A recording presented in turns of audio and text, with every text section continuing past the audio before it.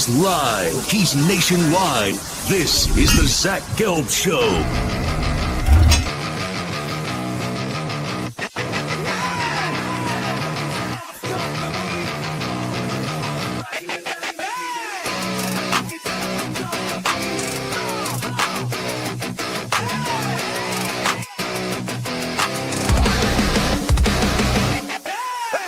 Here's your host, Zach Gelb.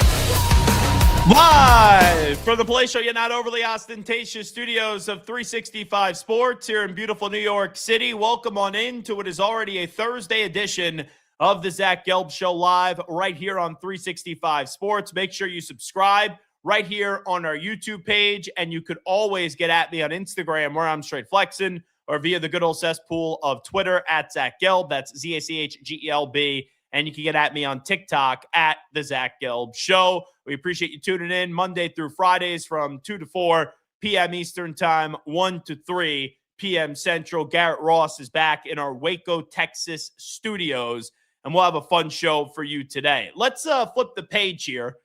We've done a lot in the aftermath of the national championship game. We've done a lot in the aftermath of a controversial divisional round weekend.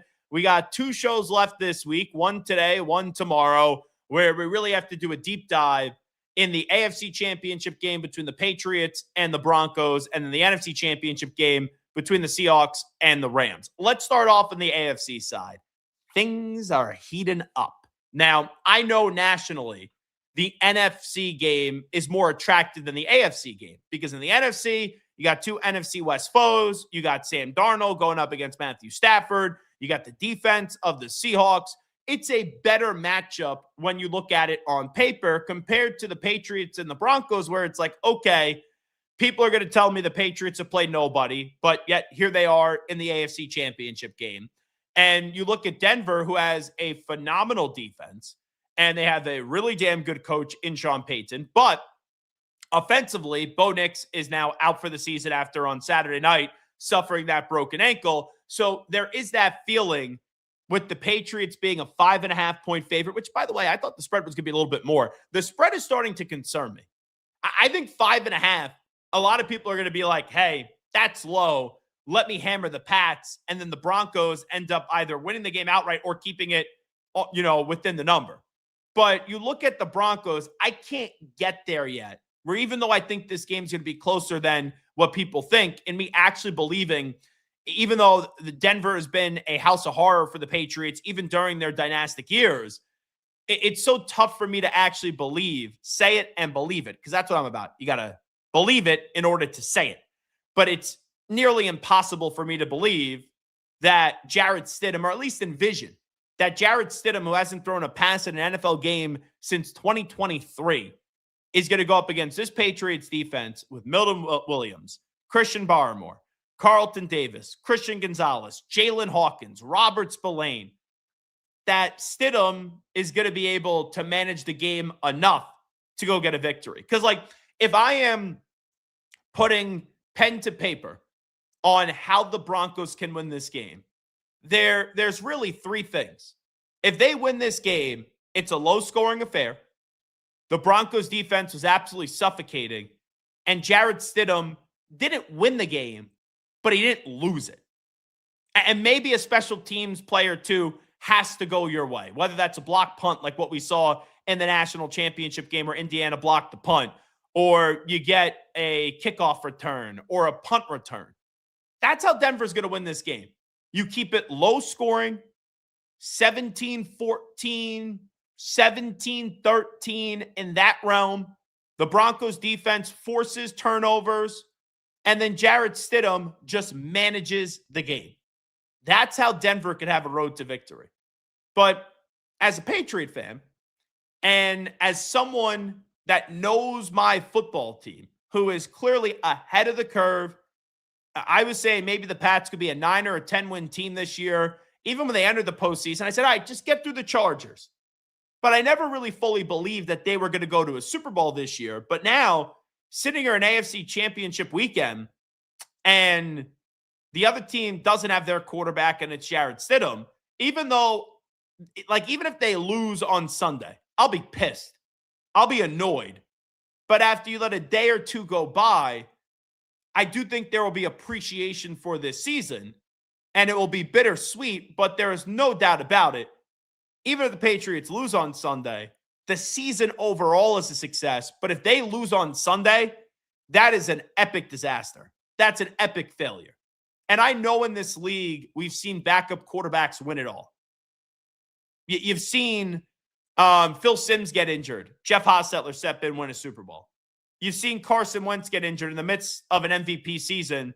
Boom, Nick Foles step in, win a Super Bowl. Like, those things have happened. Bledsoe goes down. This kid named Tom Brady steps in, wins a Super Bowl. But they've had the entire season or a few weeks to at least get ready.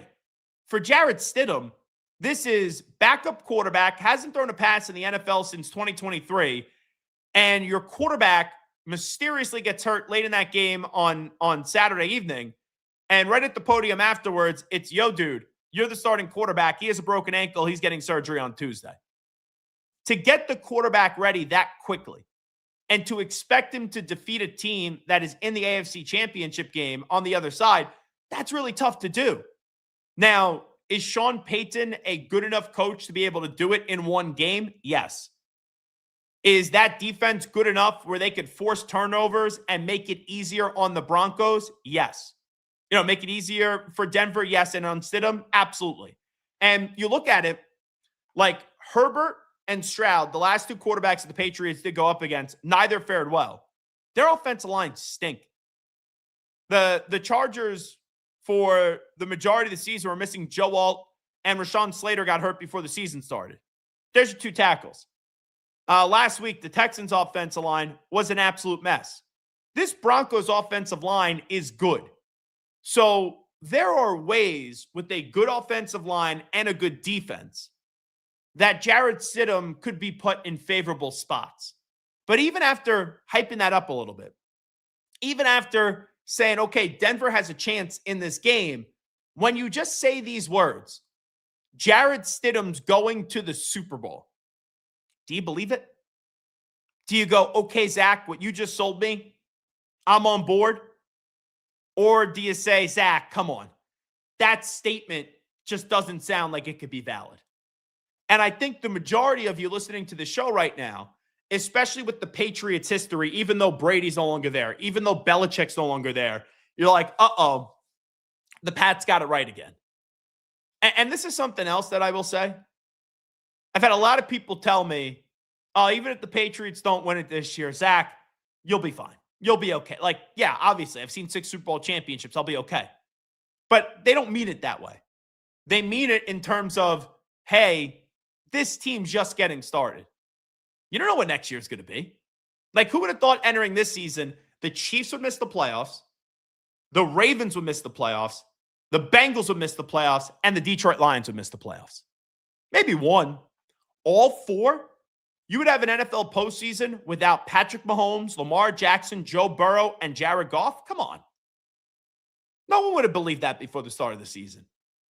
So we say it's week to week. It's also year to year. And just because the Patriots are good this year doesn't mean they're not going to be good next year. Like, I remember when the Patriots won the Super Bowl back in 2001, their first Super Bowl championship. The next year they had a solid team. It wasn't like they fell flat in their face, but they needed to win and get some help in the last week of the regular season.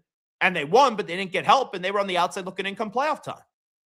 So this is the first time this year as a Patriot fan where now I'm actually envisioning winning a Super Bowl. Because when they beat Buffalo the first time, I'm like, oh, maybe this team's better than what you thought. Then they lose to Buffalo the second time if they blew in the second half, and it's like, all right, Buffalo's better. Then you play in the postseason, you beat the Chargers, then you beat the Texans, and now you're in an AFC Championship game where you're going up against Denver, and Denver doesn't have their quarterback. I think most people, with a logical thought that just don't root for Denver, are going to say, I'm going to take the Patriots' chances with a finalist for the MVP, a finalist for Offensive Player of the Year, a finalist for Coach of the Year. And even though that Broncos defense is dynamite, even though Sean Payton is probably going to be in the Hall of Fame one day, you're asking a backup quarterback to go win you or not lose you an AFC championship game. It's a tall, tough, rigorous ask out of Jarrett Stidham. It's plausible. It's possible.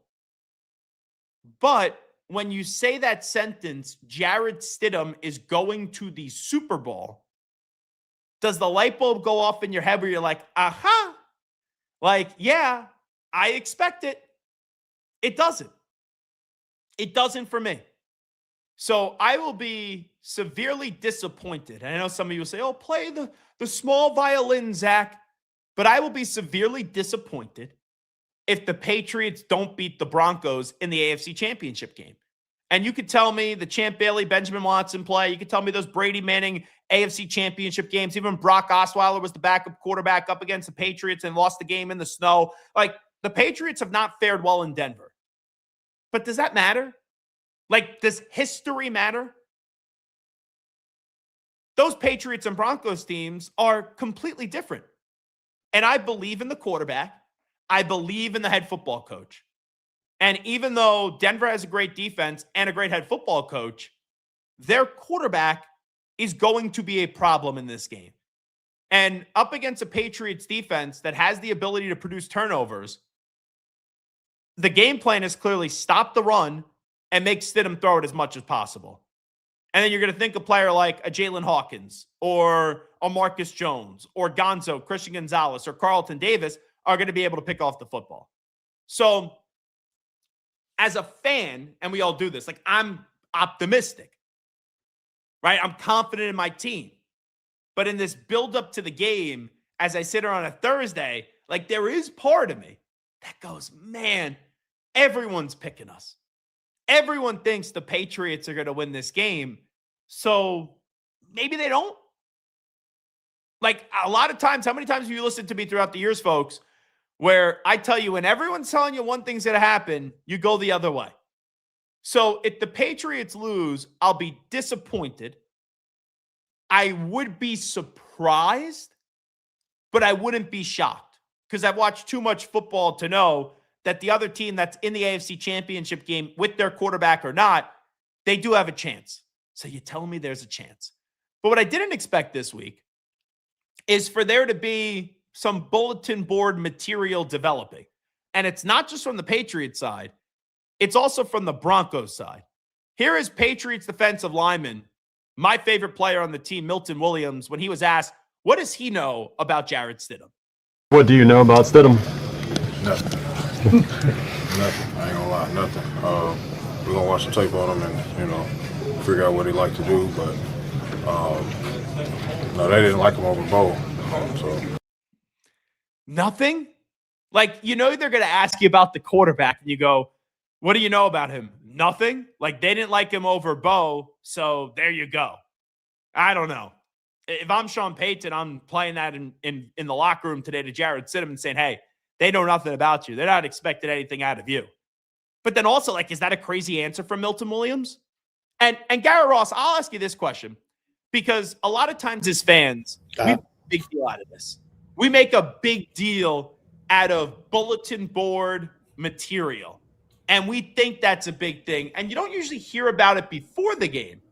But then after the game, like, somehow analysts could do this. It doesn't always have to be players, where Patriots players are referencing, hey, ESPN, they all picked against us. Right. Or, Bill Belichick, it was in 2004, 2005, got the parade route that the Eagles had for the Super Bowl and read it to his team. He was sitting there, he's like, they're going to go down here, past the Liberty Bell, and, they're going to go past the Rocky Steps. And that's what Bill was doing. So, like, does it motivate players? Yes. But do you agree to some extent, sometimes us as fans and media members make more out of bulletin board material than actually players do? I think you do, because I think if you're at this level of your career, you didn't get there because of bulletin board material. You got there because of your talent and your belief in yourself. Now, there are certain instances where I think it can work, but like listening to that, I don't think that you could really use that as bulletin board material because nothing he said was wrong. Like, we haven't seen Jarrett Stidham. You saw a little bit of it in preseason, but outside of that, you don't know what to expect from him. He just doesn't have enough on tape of actual game film in the NFL. Now, I have to bring something up to you, and I hope I don't put you in an uncomfortable go for position. But I've always wondered this. Okay. Like, the Cleveland Indians are no longer the Cleveland Indians. They're the Cleveland Guardians. Yeah. The Washington Redskins became the Washington football team, and then they are now the Washington Commanders. Yeah. I've always wondered, and you're not a fan, right, of the Commanders, or are you?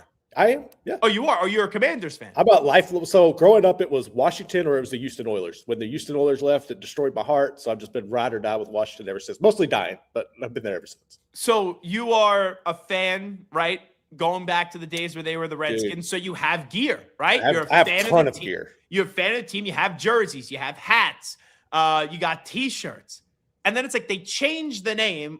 You know, I don't care which way people stand on that issue or not. That's not what I'm making this conversation. But you wonder, like, can you wear it? Like, if I go to a baseball game where the Mets, which I did this year, were playing the Guardians, you see some Indians gear, and it's like, oh, I didn't know people still wore that. You go to a Commanders game, you still see some Redskins gear. Everywhere. It's like, oh, I didn't know people could still wear that. So today, you are wearing a Washington Redskins hat. Is there any thought, like, not that I care or not, but you go into the mirror and you're like, they changed the name. Am I even allowed to wear this anymore? I think in certain scenarios there are, right? Like if it was the logo with the chief and everything, my wife gets really upset if I want to wear that. So there are a lot of times where I'll veer away from that. Like I have a lot of hats with that on it, so I'll try to steer away with this. If I'm going to wear Washington gear, you'll see this hat, or you'll see my Joe Gibbs special with the old R there. So I get it, and I understand the situation and everything. But dude, I have a lot of gear and I have a lot of items that I told, like, I'm not ever getting rid of this because there's someday they might become valuable. So I'm kind of like holding on to keep, like, I have pajama pants, like everything you can imagine. So I got a text today from John Valade and Corey Dickman. We're on like a thread, and they're the great people that run 365 Sports and Rogue Media. You were mentioned actually in this text thread. So John texted the group and he said, I'm still laughing at whoever said it in the chat yesterday, accusing Garrett of ironing his hat bills. So do you iron your hats? Just wondering, because they are perfectly flat. No, I do not. I just buy them and I try to keep them as straight as possible. I don't have the best setup. Like I just have probably like 40 or 50 hats just stacked up on like a bookshelf. I need a better system there, but I do not iron them. I just do not like for them to get bent. Because your hats are in pristine condition. I appreciate that. Because you wear them and they're still in a pristine condition. Like, for example, the last 4 years or so, I've been on the sneaker kick game. Okay. And I start getting nicer sneakers like Jordans and things like that. But I wear sneakers. Yeah. Like my brother-in-law is a sneaker whore, and he doesn't wear the sneakers. And they're just taking up a closet.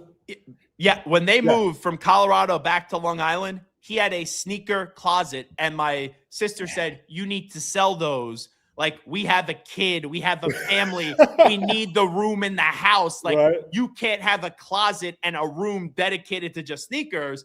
And if they're just sitting there, they're just collecting dust. Yeah. So he sold a lot of his shoes.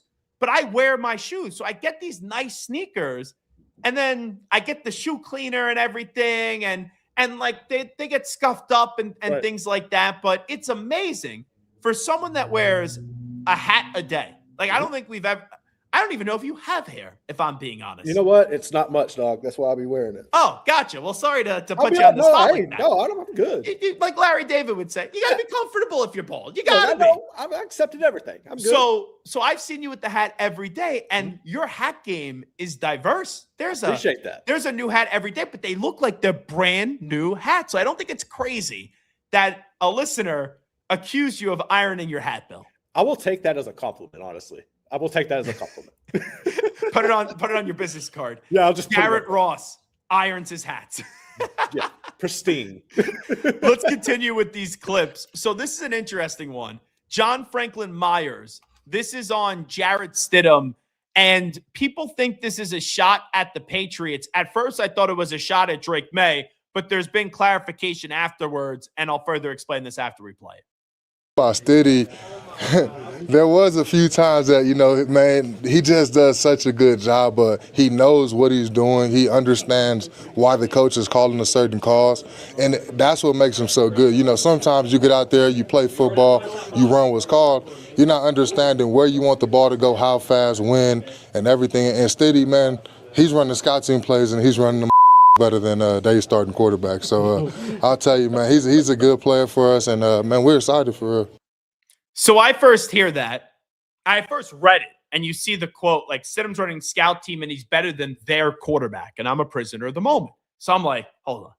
Jarrett Stidham's running scout team plays, right? Like that's what they're saying, even though he's the starting quarterback now, and he's better than their quarterback. So I thought to myself, oh, he's talking about Drake May, who's a finalist for the Offensive Player of the Year, finalist for the MVP. But then you further listen to the quote, you further hear people provide the context. And he's saying he's running scout team quarterback the week leading into the game, and he runs it sometimes better than the guys that he's going up against. So that's a quote that's been making the rounds of people like, oh, they're going to use it for motivation, blah, blah, blah. I don't think that's a bulletin board material because I truly don't think it's a shot at Drake May. But Sean Payton, you would not expect the bulletin board material to come from the coach unless if Rex Ryan was the coach. But Sean did address reporters yesterday, and he had a message to the fans of the Broncos. Last month, you've had a message to fans every single week about noise. Do you have a message for them this week with it being the final game? Well, they're going to have plenty of rest after this one, 2 weeks. So they're going to have plenty of rest after this one, 2 weeks. Now, he's saying we're going to win. They're going to get rested up, and then the fans will be out there in Santa Clara. Now, Sean Payton, he could be a little bit of a prick, if I'm just being honest. Like, he's a guy I don't always am the biggest fan of his. Like, I love what he was originally about when he got to New Orleans. Him and Drew Brees, partnership together, help heal, really, people in Louisiana that were suffering from Hurricane Katrina by providing them a joyful moment of an incredible turnaround of an organization that used to call the Aints, an organization that their fans used to always wear bags on their head to go to the games, and they won a Super Bowl. Like, I'm not comparing it to Indiana because Indiana winning a national championship, but like it's a similar kind of thing. They can at least be like cousins. They can at least be relatives, where it's like a program that's historically down and out, and then they get to the top of the mountain with the right coach and the right quarterback. So that story of Sean Payton was really cool. Then you had all the Bounty Gate stuff, and there's times where Sean Payton's talking to the media, and he could be a little prickly. He just can be. So Sean is never someone that's lacking confidence and lacking bravado. And even with that being said, it's just something that usually you don't see from an NFL head coach, but maybe the NFL head coaching game is different. And like in college, we accept personality from our head coaches. Like college football, we embrace coaches that have personality. It's almost as if in college, when you win, you want a coach that has personality. And in college, it's more so the coach is the face of the sport, where in the NFL, it's the players. But NFL head coaches are traditionally more buttoned up. Like, sure, did Bill Parcells have a personality? Absolutely. But for the most part, these coaches don't give much.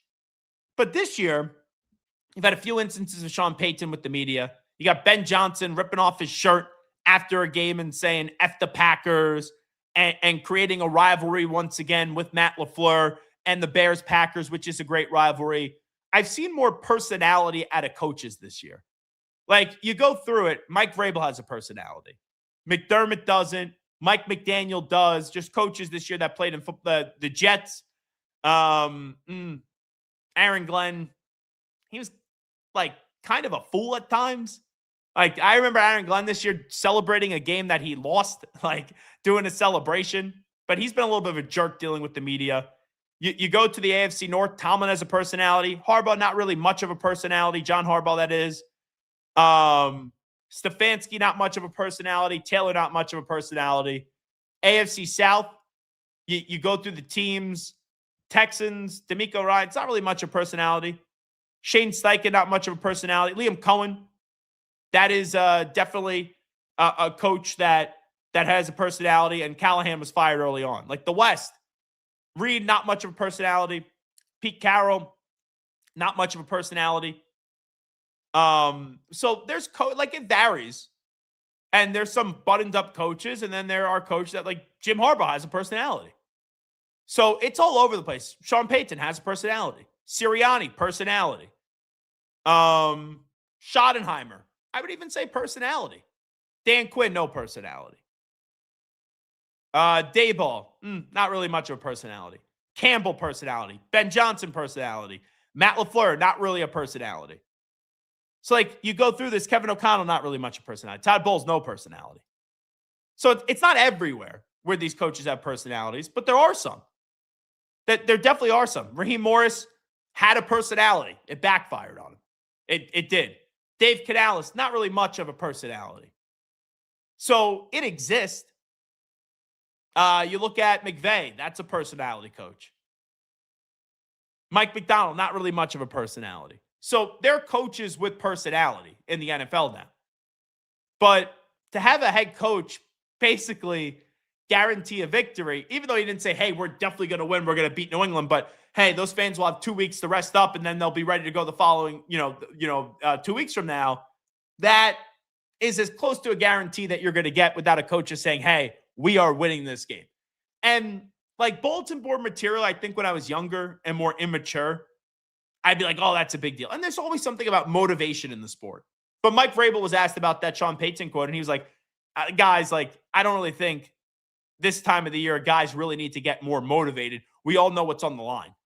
You're 60 minutes away from going to the most iconic sporting event that we have in American sports. And that's a Super Bowl. And that's what's on the line this weekend. So Patriots and Broncos, this is what's interesting to me. Sure, the build-up with what Milton Williams said and Sean Payton is fun, but it's the storyline of Stidham. And can Stiddy lead the Broncos to a victory this weekend? Because if you look at it, I think the Patriots are the better team. They have the advantage at the quarterback. I think that they have the advantage in the run game. Offensive line advantage, Denver. Wide receivers, I think it's close. I give the slight edge to the Pats. Like defense, the Broncos have rated better as a defense this year, but the Patriots defense is no pushover. And coaching, I think, is very close too. So what's the difference here? Like when you have teams that are evenly matched, what's the difference? Drake May up against Jarrett Stidham. Now, has Drake May played great this postseason? No. But I don't think he's going to play 3 games that are underwhelming in a row. I just truly don't. So I think the Patriots are going to win, but the path for the Broncos to get this victory is a few things.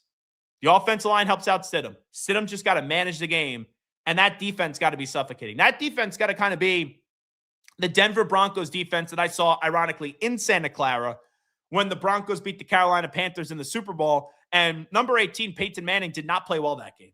He had a bad game. Just as easily as they won, Peyton was that bad where they could have lost the game. However, that defense, Von Miller, was just a force to be reckoned with.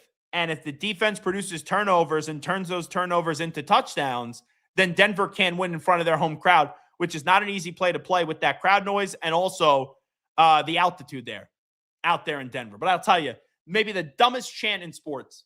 Like, one of my favorite chants is the Pig Suey chant with Arkansas. Ooh, ooh, ooh, Pig Suey. Like, I love that chant. Anytime there's an incomplete pass in Denver, they do this chant, and it's incomplete. And for years, I had no clue what they were. I was watching the game, I had no clue what they were saying. And then one day I just Googled it. I was like, Kurt Signetti, just Google me. And I Googled, what do they chant in Baltimore? And it's like, in Denver. And it was just like incomplete. I think that chant always sounds stupid, and it is stupid. So Drake May don't have too many incompletions, so we don't have to hear that coming up on Sunday. How much of a chance do you give the Broncos to win this game? Who do you think is going to win? Is it going to be the Patriots, the Broncos? That's our poll question on our YouTube page right now. Make sure you subscribe right here on 365 Sports to our YouTube page. It's the Zach Gelb Show on 365 Sports. You follow me Twitter and Instagram at Zach Gelb, ZACHGELB. You can also get me on Instagram, on TikTok at the Zach Gelb Show. We'll take a timeout. When we come on back, I want to get into the state of the SEC and also take a further deep dive on the Big 12 and the ACC. We'll get back to the NFL at the top of the hour. We'll spend some time on the Rams and the Seahawks, obviously, as we turn our attention to the NFC Championship game. But when we come on back, I really want to talk about the state of the SEC and also We haven't had a Big 12 team win a national championship since 2005. Clemson was the last ACC team to win a national championship in, I believe, 2018. Is the ACC, who just had Miami lose the national championship game. The Big 12, they had Texas Tech. Texas Tech coming off the bye, they got beat by Oregon.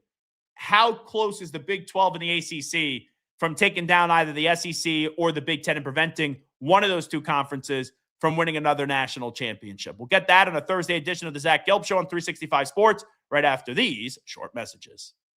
The 4-burner, side-burner, side-sear burner with Clearview Glass stainless steel grill from Monument Grills. Made of tempered glass, which is strong, insulated, and allows you to check your grilling without lifting the lid. Our porcelain-coated cast iron cooking grids offer a large cooking surface of 513.3 square inches, primary cooking area, with even heat cooking. The Monument Grills include LED control knobs and are easy to light with pilotless electronic ignition. Better grilling, better value, Monument Grills. Protect your online privacy with NordVPN. Browse securely, access content from anywhere, and keep your data safe with military-grade encryption. Whether at home or on the go, NordVPN ensures your digital freedom. Stay secure. Download NordVPN today at nordvpn.com. That's NORDVPN.com.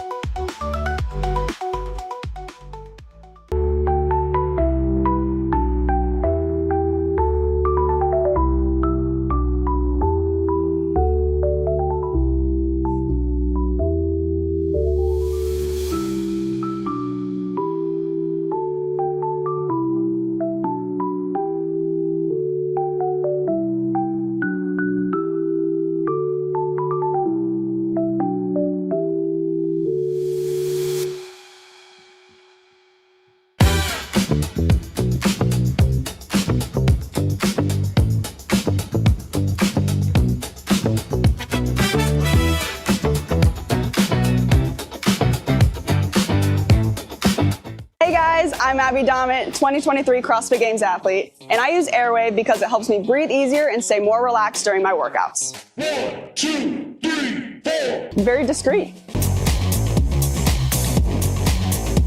He's live. He's nationwide. This is the Zach Gelb Show.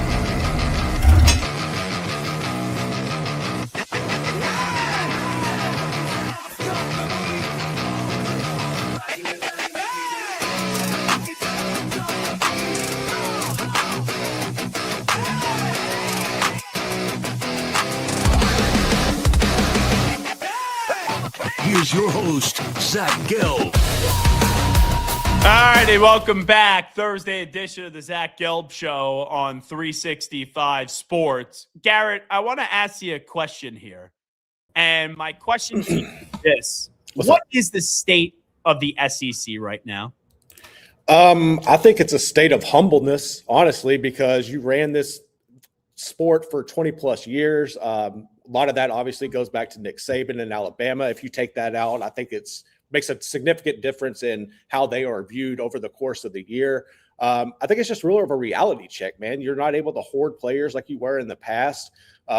There's more talent going elsewhere because these teams are coming in. And like, for instance, in Texas, Ohio State comes in here and picks off some of the best receivers in the nation. And a lot of them are coming out of UT's backyard, you know? So there's things like that that are happening. I think the sport is spread out. The transfer portal, to me, is the biggest difference in all this because it's completely changed the game for the SEC. They no longer have a stranglehold on the talent there, and there's just parity that we haven't seen in quite some time. So I think it's more of a realization that we no longer own this, and we can no longer just like puff out our chest and have this bravado that we're so much better than everybody. And when you look across the field at the Big Ten there, like they have all of the charm, they have everything that you have built for so long, and you're sitting there trying to figure out how you get that back. And I just think it's more of a humble reality check right now going on in the conference. And I look at it with the SEC.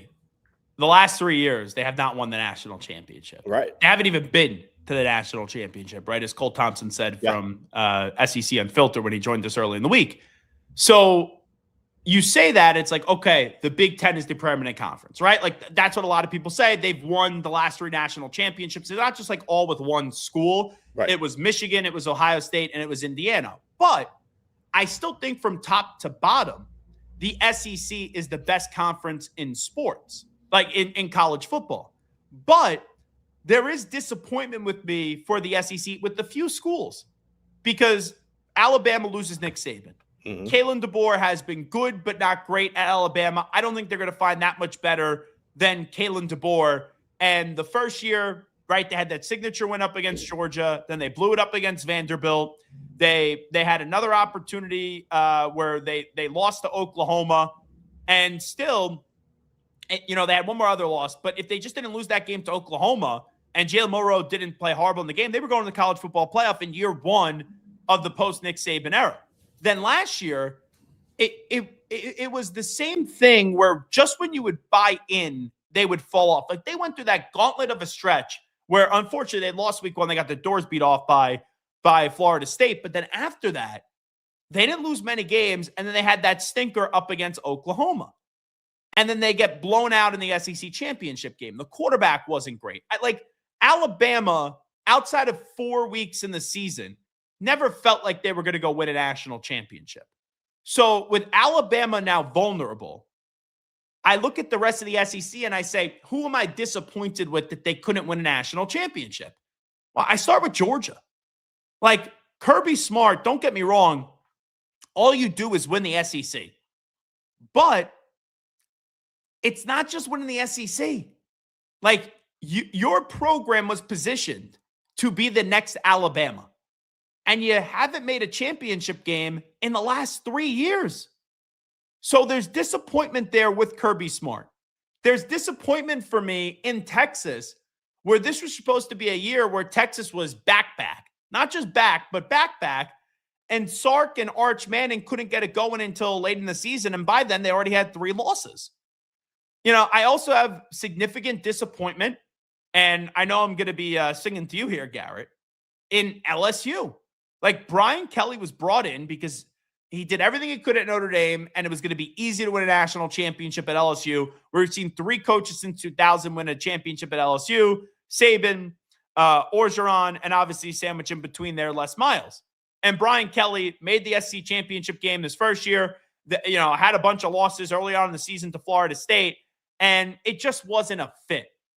So there's been disappointment from a few schools and a few people out of me in the SEC. Arch was disappointing this year. Kirby Smart, some disappointment that they can't win another national championship. Like you don't become a dynasty by not win a national championship for 3 straight years. And then LSU, it was a flop for Brian Kelly with the Tigers. And like even this year, South Carolina, they had good momentum at the end of last season. They were one of the best teams in the country. And it was just an ugly year for Shane Beamer and Lenora Sellers. So I look at the SEC. I think here's where we're at right now with the SEC. From top to bottom, they're still the best conference in college football.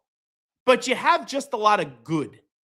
I don't see a lot of great anymore out of the SEC. And when you don't have these forces anymore in the SEC that feel like you just can't move them, and they're impossible to move, it opens it up for everybody else. Like Michigan was dominant 3 years ago. Ohio State last year wasn't dominant. They lost to Michigan. But they had so much talent that they go into the playoffs. They beat Tennessee, easy peasy work, and they cruise to a national championship. And this year, Indiana was just better than everybody else. So I look at the SEC.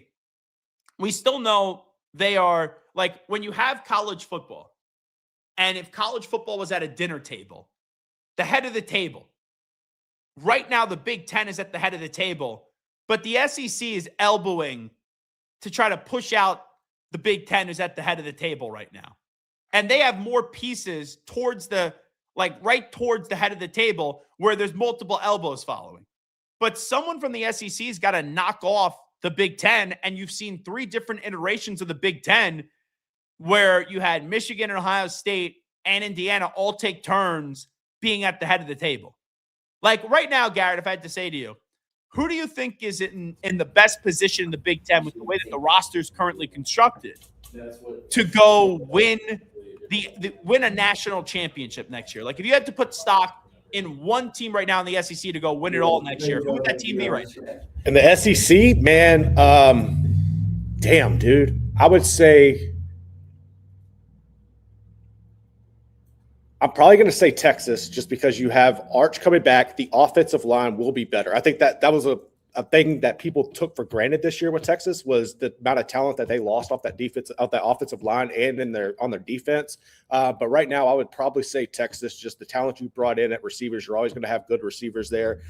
I'm interested to see how the defense goes when you're bringing Muschamp back in as your defensive coordinator. Like, what's that adjustment going to be like there? But I think the pieces that they brought in, having Arch coming back, and I think you're actually going to see Arch be what people have expected to see him. I just think there's been growing pains and a lot of adversity there. I think you're going to see Arch kind of fully come into himself this year. So if I had to put my money down right now, I would go with them.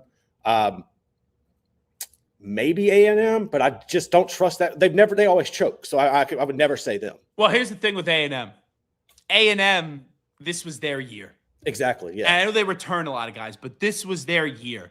Yeah. And they were cruising, and they suffer one loss up against Texas, and they were never able to get, like, that game in College Station.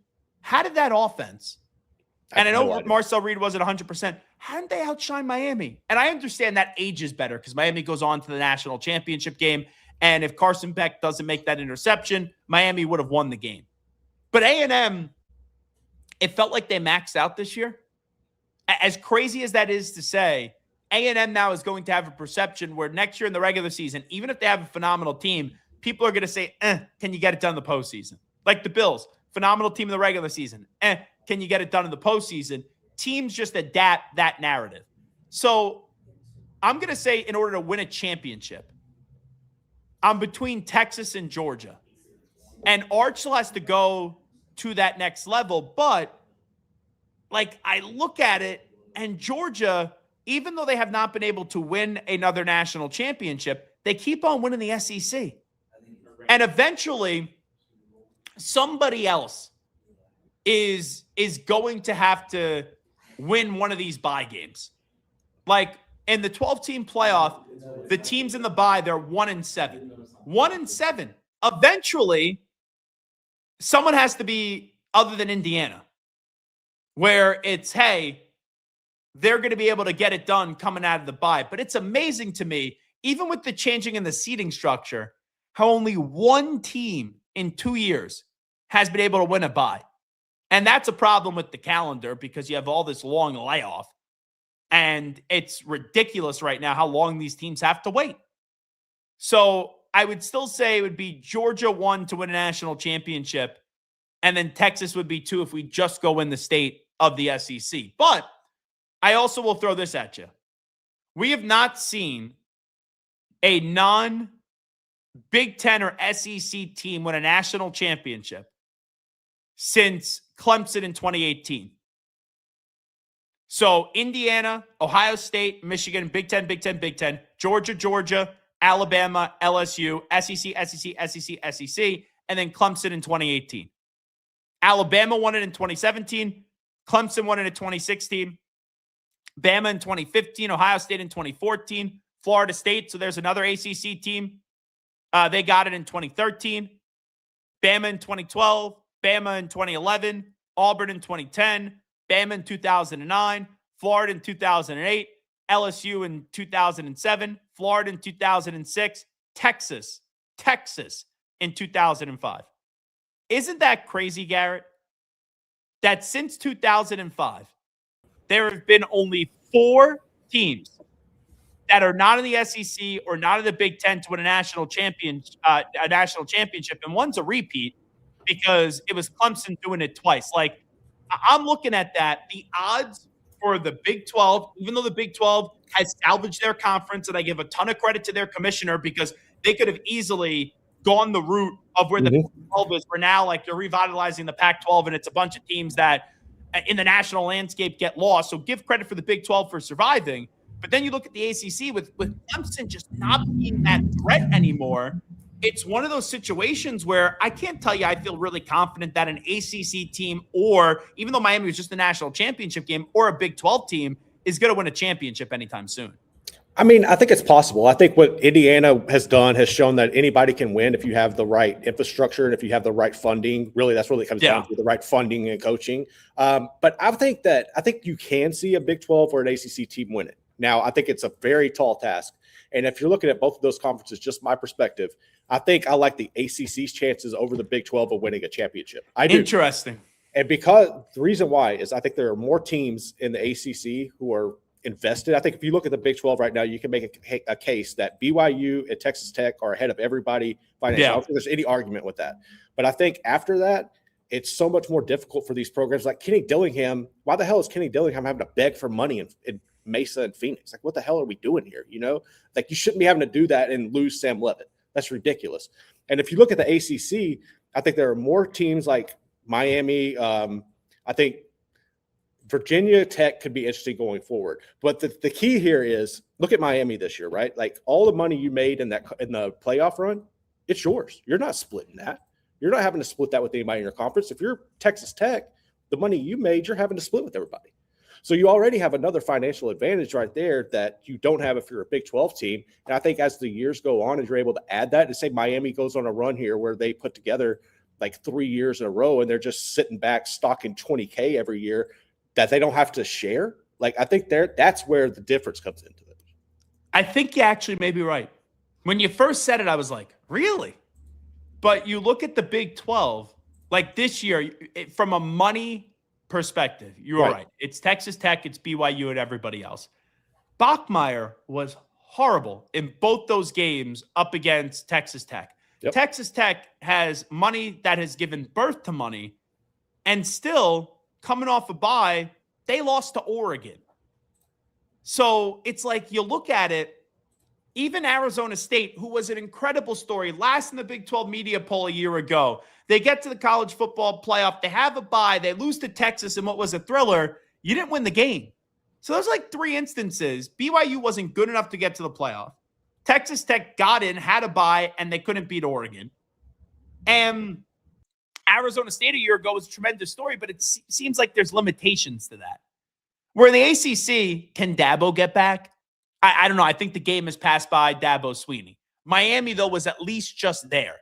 Like Virginia, I think this was their highlight season, and it didn't amount to an ACC championship even. Virginia Tech's an interesting one. And if you listen to me for a while, I do not like James Franklin. I can't stand him. Because he's a guy that he doesn't take accountability for his shortcomings. But James Franklin's in a place now where the pressure's off of him. James Franklin's in a place now where they'll get money. Now, James Franklin still has a big game problem, but I do wonder what they're going to be able to do inside the ACC. But if you say to me right now, and I'll ask you this question, Garrett, in the next 5 years, do you think we will see a Big 12 or an ACC team win a national championship in the next 5 years? Yes or no? I would lean no. I'm just going to lean no. I'll be real with you. Right? Like, yeah. It's tough for me to see it. And like, does Notre Dame, right? I know they're affiliated with but they're an independent for football and all that stuff. And now they hate the ACC with all that happened in the college football playoff, because God forbid the ACC should advocate for their schools. Like, come on.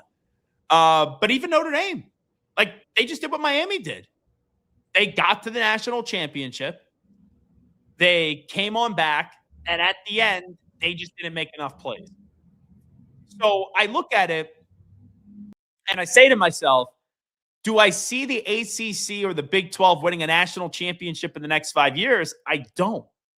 And that's even with the SEC being vulnerable. Like that's the thing right there.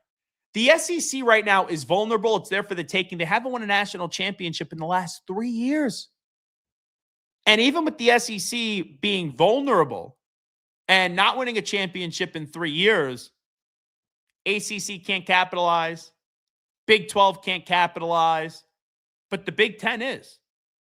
And that's the interesting power structure in college football right now. You got the Big 10 and the SEC playing a game of tug of war. That's what you got. And in the last 3 years, even at times in the season, if it looked like the Big Ten was going to lose the game of tug of war, Michigan won it, Ohio State won it, Indiana won it. Right now, the Big Ten can state that they're the best conference in college football. Now, I could argue from top to bottom they're not. But if the Big Ten wants to say, hey, we won the last 3 national championships, we're the best conference in college football, even if you're an SEC hunk, it's tough to debate it. But that's the game of tug of war that's being played right now. Big Ten and SEC. And then you drop down a level, and there's a game of tug of war being played between the ACC and the Big 12. And that's going back and forth. And even though there was a time where the Big 12 had an opportunity to put two teams in the playoff this year, with Miami going to the championship game and losing in the championship game, you could say, all right, the ACC just won that game of tug of war. But there's a ton of pressure this year on the SEC. And I know the college football season just ended. But there's going to be a ton of pressure on the SEC entering next year on, are any of our schools going to go get back what we thought was ours? Because if Indiana repeats, if Ohio State goes on to win 2 national championships in 3 years, if another team emerges from the Big Ten, maybe it's Oregon's time. Like next year, maybe with Dante Moore coming back, maybe it's Oregon's time to go win a national championship finally. But if the Big Ten does it 4 straight years, the SEC, it's just different. Like that messaging that they give you, we're the best conference in college football, blah, blah, blah, blah, blah. It's going to start to have more and more people say, but are you really? Are you really? Because we're living in a world right now where the SEC, it was clear as day, death taxes, SEC running college football. Where, yes, Sankey still runs college football. The names and the brands still run college football. But the Big Ten has built themselves up enough where they have not only challenged the SEC, but they have made it to the championship game the last 3 years, and they've won all 3 of them while the SEC hasn't even been there. When Michigan played Washington not an SEC school. When Ohio State got the national championship and played Notre Dame not an SEC school. When Indiana just got there and they beat Miami not an SEC school. So, the SEC hasn't even been able to get to the championship game. And sure, next year we'll sit there, we'll do the top 25. Most of the schools will be from the SEC. We'll have conversation points next year. Will there be 4 or 5 teams in the college football playoff from the SEC? But this year, with how open college football was or how it felt and how it's been really for the last 3 years, we have not seen the SEC find a way. Sorry about that. We have not seen the SEC find a way to go win another national championship. And I get back to it, and I tell you, who am I most disappointed in? I actually would say in the last 3 years, and it's going to be weird because they keep on winning the SEC, the team that I'm most disappointed in is actually Georgia. Because I really thought Kirby Smart, and maybe it's antiquated. Maybe it is. Maybe it's an antiquated thought because we're used to these teams in college football just going on these dominant runs. That's what we're used to. And Georgia keeps on winning the SEC, but it's not about winning the SEC. It's about winning a national championship. And Georgia, it keeps on winning the SEC, but they come up small in the postseason. Georgia gets picked off by Notre Dame a year ago. Georgia, I know it was SEC on SEC crime this year. They lose to Ole Miss. And you look at Georgia, and I'm like, hey, Kirby Smart, weren't you supposed to become the next dynasty? You lost back-to-back, you won back-to-back national championships. And then in the last 3 years, you keep on winning the SEC, but you haven't got back. And Georgia, and it's weird too, Georgia, in a run the last few years where Alabama has been down, I know they just beat Alabama in the SEC title game, but they've lost to Alabama twice in the regular season. When Alabama's supposed to be right there for the taking more than ever, with Kalen DeBoer now being the head coach. So with the off-the-field issues and with them still being a very good team, at times a great team, it is surprising to me when we've seen 3 different Big Ten champions, 3 different teams of the Big Ten win the national championship. It is surprising to me that Georgia hasn't been able to get another one. So college football, I think it's in a good spot. Yes, NIL and the transfer portal, it's all sloppy. it's all the wild, wild west. They're making it up as it does go. There's no regulation here. There's no system here. But now with every school being able to pay players, it creates an open environment.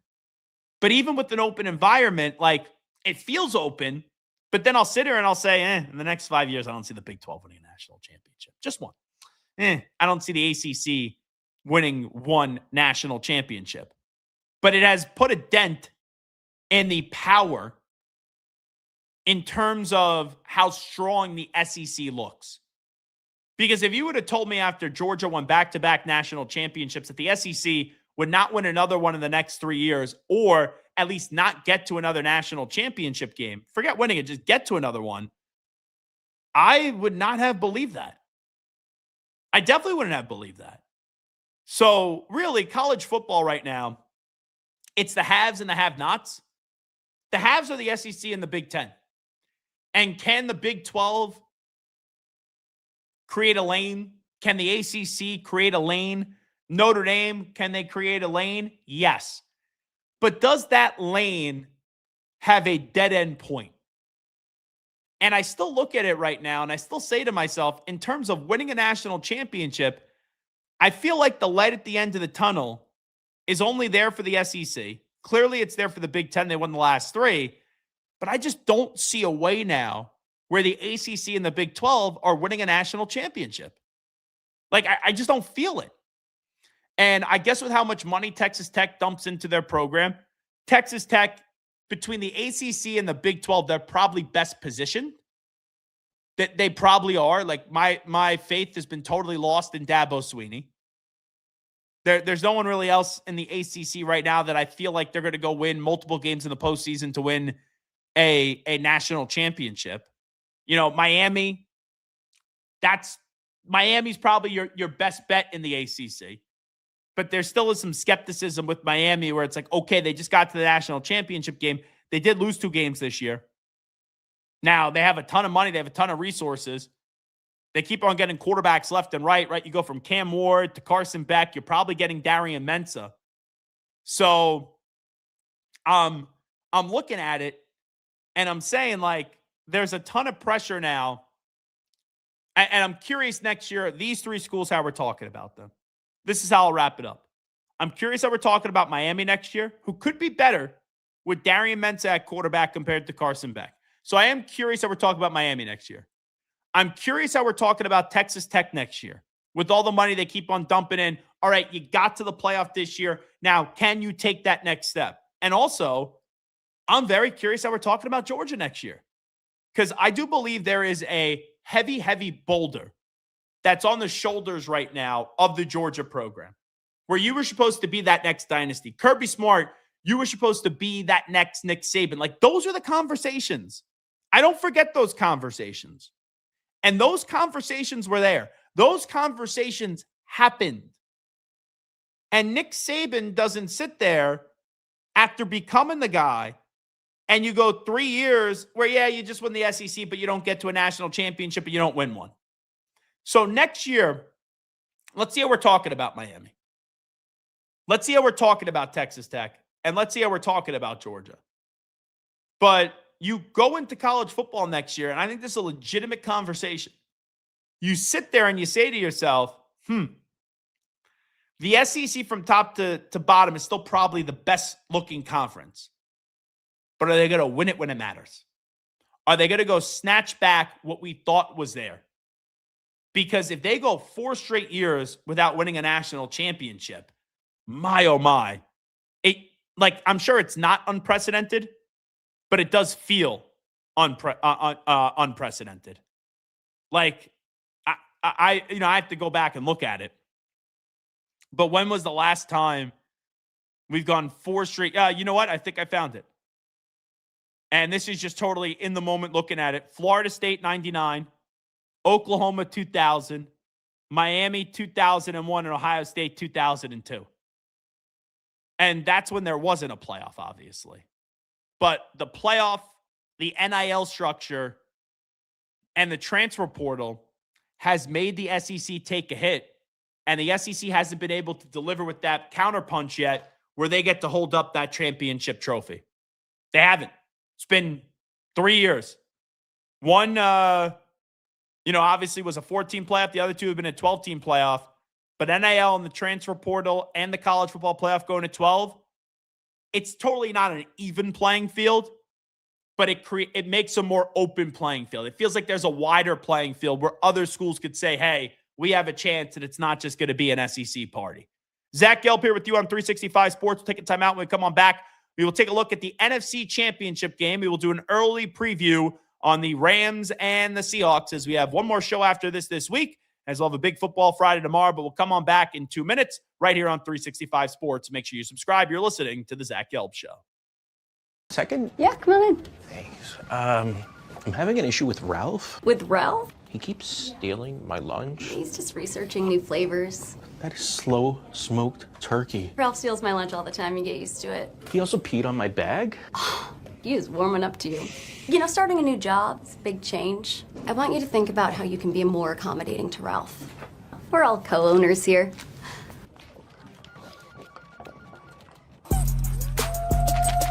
If I'm only wearing one suit this summer, it has to be Tuileries Performance Linen. It's wrinkle resistant, machine washable, and built with stretch and breathability that actually moves with you. It'll keep you cool, sharp, and stress-free at your next event.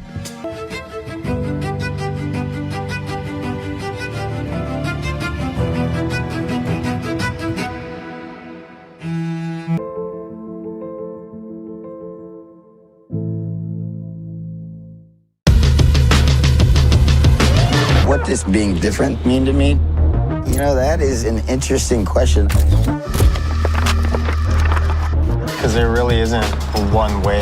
There's a bunch of different ways you could do it.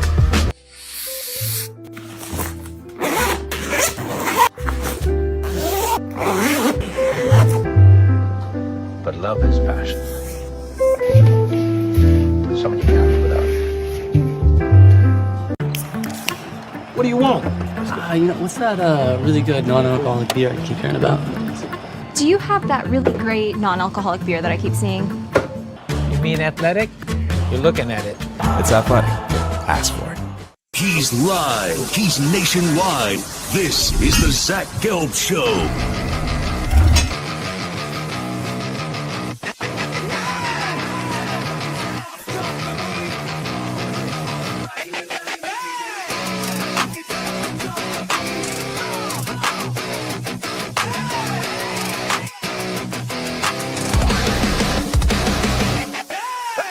Here's your host, Zach Gelb.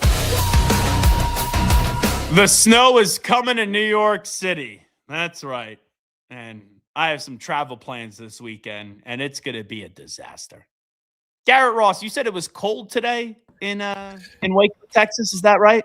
I wouldn't say it's necessarily cold today, but this weekend it's supposed to be like, if you dealt with the hell freeze over we did a few years ago, we're expecting another one of those where like the power grid shut down and everybody was freezing to death in the state. So let's hope it's not that bad, but it's supposed to get cold this weekend. Right now, though, it's like in the 60s, so it's not terrible. The 60s. I'd be wearing a tank top, shorts, and flip-flops if it was in the 60s. What is supposed to be cold this weekend then for you guys, temperature-wise? See, temperature-wise in Waco this weekend, we are seeing 29 on Sunday, that's just like a Tuesday for you. That's cold, though. Yeah, it's cold. I am fair. 20, like when you say 66 or 65, like that's not cold to me. No, it's like 41 Saturday, 29 on Sunday, but it's showing snow both days, so we'll see. So 29 is cold. That's fair. So we're supposed to get hit with anywhere between 1 to 2 feet of snow. You can keep now, yeah, please. I would love to send it somewhere. But it could come on Saturday night. Mm-hmm. A lot of what I'm seeing on the radar is that it starts Sunday morning and goes through Monday. Right. Now, I need to be in Florida on Saturday. So I should be good at getting out of the city. I have an early morning flight, like a 6:30 a.m. flight on Saturday out of Newark, New Jersey. So I'll get on the plane. I'll be in Florida by 9 or 10 a.m. But then I need to get back on Monday because Monday evening, I have a game for Compass Media Networks. I think it's Louisville and Duke is the game that I'm broadcasting. I got to double check on my schedule.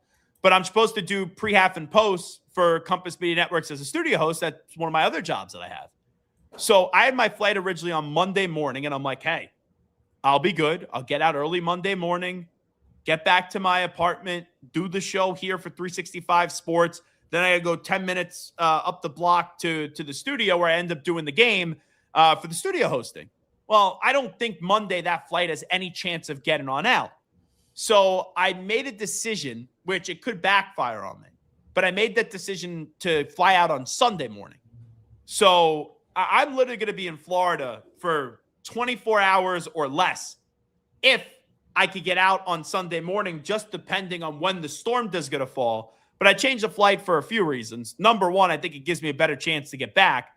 But then number two, if God forbid my flight gets canceled on Sunday, then I could do the show, stay in Florida on Monday and Tuesday right here for 365 Sports, get a flight back on like Tuesday night. Then I could find a way through another radio station or something like that to get my fanny, as Christopher Mad Dog Russo would say, to another studio in order to do, which I believe is the college basketball game of Louisville and Duke. So that is my travel plans right now. And I'm hoping the snow starts early Sunday morning. They say, okay, you can still get out. The plane's already there. They'll land the plane, and then you go cancel the flights for the rest of the way. But I'll tell you, that's the thing. And like, this isn't a COVID problem because like people just blame things on COVID and how the world has changed, blah, blah, blah. But like since COVID, like this is a weather problem this weekend, but since COVID, I think the airports have been just an absolute disaster. Like, I don't remember getting delayed or canceled this much when I was a kid, like here or there. But now the issues at the airport, I think, are like as worse than ever. And I even got that text already, like, you get a free change to your flight. The weather's not supposed to be good. You could change your flight right now. So I'm going to roll the dice here, and I'm going to see if I'm going to be able to get back on Sunday. If not, I'm going to have to navigate a little bit. All righty. We will get to the NFC Championship game stuff in just a second. Let me play some clips here for you. So Brandon Cooks, that's still huge in the aftermath of that Bills-Broncos game where in overtime, a lot of people, including myself, thought Brandon Cooks caught the football. It ended up being an interception with Jaquan McMillan. Brandon Cooks did an appearance this morning on Good Morning Football on NFL Network. Brandon Cooks said he felt like he let Josh Allen down in the game after hearing his quarterback, Josh Allen, said that he let the Buffalo Bills down. Here's Brandon Cooks. Yeah, I think it goes back to what I said, just the care. Like, you know, coming into this locker room, being welcomed with open arms, like you said, in the middle of the season, like I felt like I was there all year and I went through everything, but really just the love for this game. And then you hear your quarterback say, I felt like I let the team down. That triggers something for me right away because that guy has so much on his shoulder with this team, and he's carried us all year. And, you know, to have the opportunity, like I said, to be able to alleviate some of that pressure, that what was going through my mind. It's like I felt like I let him down. And, that's the feeling I get, and that's why I got triggered in that situation because it really wasn't about myself. It was about the guy that's next to me, and that's the testament of our locker room. So there you go. That's Brandon Cooks. Now, here's the big question that if you're doing that interview, you have to ask about it. Like, you are not doing your job if you don't ask about the interception that I thought was a catch. Here is how Brandon Cooks responded to that. At the end of the day, it was a catch. Not just what it looked like you said, but what it felt like. You see examples throughout the league all year in previous years, and you're like, wait a minute, if that was a catch, then there's a no-brainer that this was the catch. But I think when you look back at it, the time that was spent on it to review it wasn't enough. And, you know, given the magnitude of that game and the situation, it's a little disappointing. Well, I mean, yeah, you hear that, but at the same time, in that situation, you know, knee hit, shoulder hit, back hit, whatever case may be, my hands never left that ball, right? And so the other thing is the tie goes to an offense, but I really feel in my heart of hearts that I caught that ball. And, you know, it doesn't matter now what I think or what I know. You know, we sitting here not playing. But, yeah, the first thing you think about, well, it's overtime, so we can't challenge it. And so when the timeout happens, I'm like, okay, there's hope here. Like, okay, they're about to take a look at this thing and get it right. And that's what's going through my mind, right? The offense is marching out there for Denver. I'm like, wait, hold on. That timeout is going to get him some time to be able to, look this through. Clearly, they didn't look it through enough. And, here we are. I think it's a perfect explanation. I really do. Whether you think it was a catch or not, obviously he's going to think he caught it.